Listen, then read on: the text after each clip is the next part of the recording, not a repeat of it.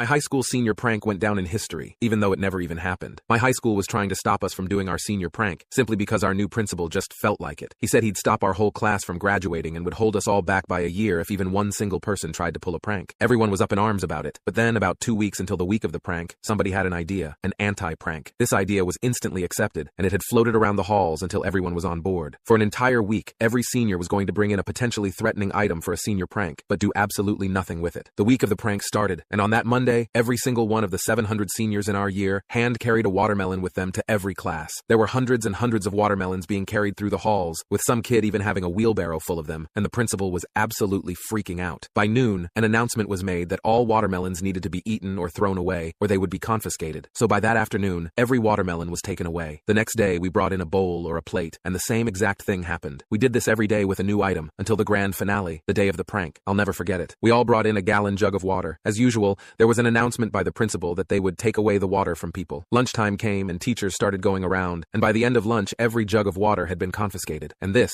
is exactly what we had all been waiting for. We wasted no time and started taking to social media. Thousands of tweets were sent to news stations, and every single one of these tweets was about how our principal was taking away water from the students. We tweeted that we weren't allowed to drink water and were severely dehydrating, and were begging news stations to help us get our water back. The fact it was 94 degrees outside only helped us, and before the end of the day, 4 different news reporters were at our school. Our principal was beside himself. I'm pretty sure I saw him running to the staff bathroom to throw up as he saw the reporters at the doors. He wanted to stay indoors, but he was advised by the assistant principal that not responding would only make things worse. And so he stepped outside and was instantly swarmed with questions about why he would torment his students. He tried his best to explain what we had been doing the whole week, but was severely unsuccessful. I'm guessing the stress of everything caused his brain to malfunction, because in between answering questions, he whipped out a bottle of water and took a sip. A picture of him doing so was captured, and the very next day he was on the front page of the local newspaper.